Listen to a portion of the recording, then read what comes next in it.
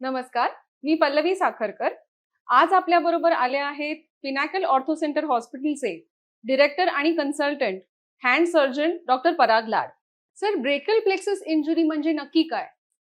Plexus म्हणजे नसांचं गुंतागुंत किंवा नसांची जाळ आणि ब्रेकियल प्लेक्सस म्हणजे आपल्या मानेतनं निघणाऱ्या 5 महत्त्वाच्या नसा यांना जेव्हा एकत्र येतात त्या एकत्र नसांना ब्रेकियल प्लेक्सस असं म्हटलं जातं. आणि ब्रेकियल प्लेक्सस हा एक नर्वचा भाग आहे. त्याच्यात 5 महत्त्वाच्या नसा येतात.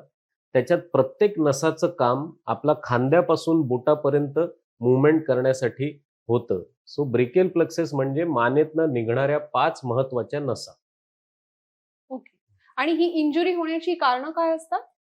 ही इंजुरी सहसा आम्ही यंग पॉप्युलेशनमध्ये म्हणजे तरुण वयोगटामध्ये बाईक ॲक्सिडेंट नंतर बऱ्याच वेळा बघतो.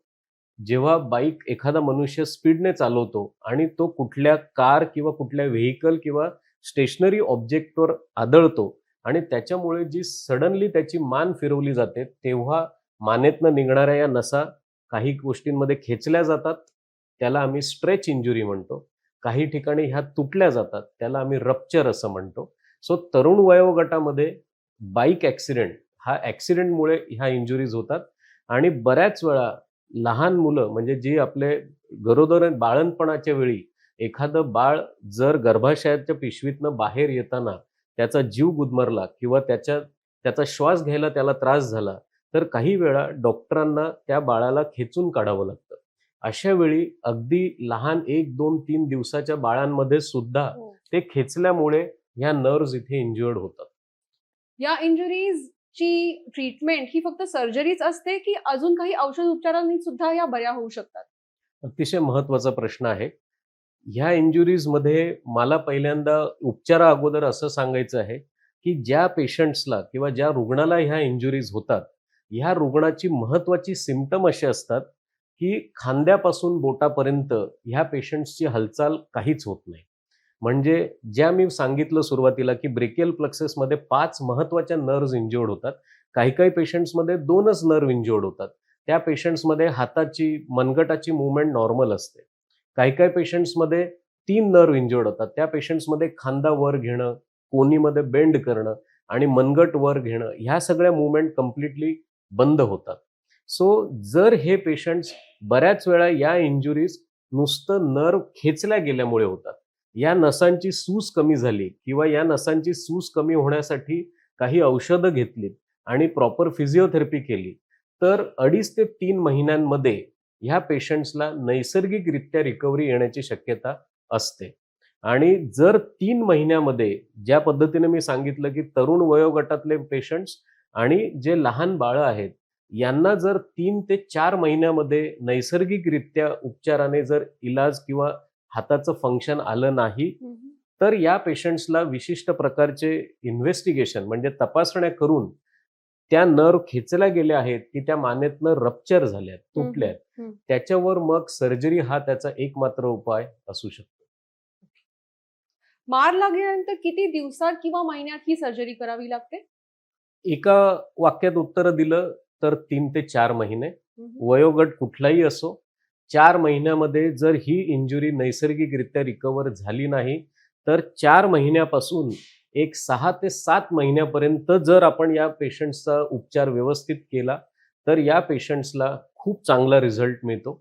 बऱ्याच वेळा काही लोकांना अवेअरनेस म्हणजे या रोगाबद्दल किंवा ह्या प्रॉब्लेमबद्दल जास्त माहिती नसल्यामुळे हे पेशंट्स आमच्याकडे मार उशिरा लागल्यानंतर येतात. 1 वर्षानंतरही आलेले आहेत. हो. अशा वेळी मेन ऑपरेशन बाजूला राहतं, तेव्हा आपण नर्व्ह सर्जरी नाही करू शकत. पण काही पेशंटचा हात बेंड राहतो म्हणजे ते मनगट वर्क करू शकत नाही. मग आम्ही स्पेअर पार्ट ऑपरेशन म्हणजे इकडच्या नसा वापरून त्याला जो आलेला कमकुवतपणा आहे किंवा अपंगत्व आहे, ते आपण नर्व्ह सर्जरी न करता वेगळे ऑपरेशन्स करून बरं करू शकतो.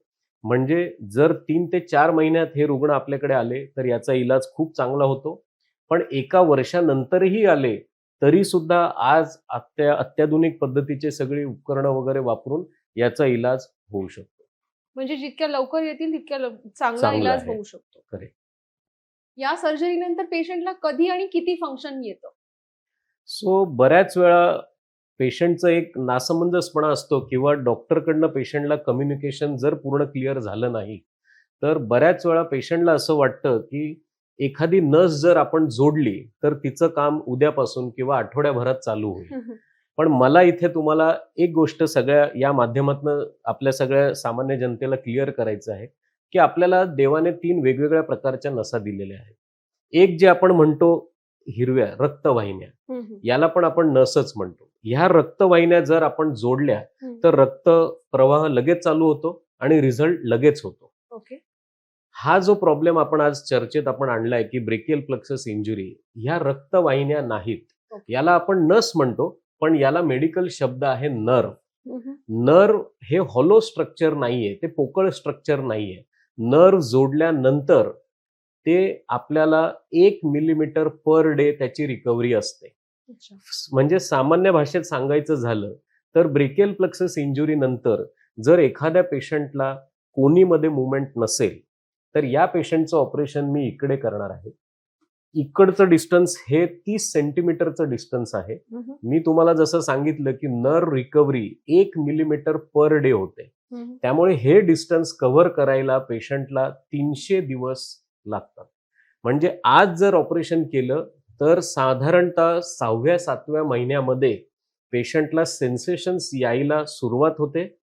1 ते 1.25 वर्षामध्ये 50 ते 75% फंक्शन पेशंटला येतं. 100% फंक्शन आमच्या काही रुग्णांमध्ये आलेलं आहे. पण तो रुग्ण तो किती वेळात आपल्याकडे आला, त्याचं वय किती आहे, त्याला अजून दुसरे काही medical problems like heart problem, diabetes असे काही आहेत का, फॅक्टर्स बाकी. याच्यावरून त्याचा रिझल्ट एक्सपेक्टेड असतो.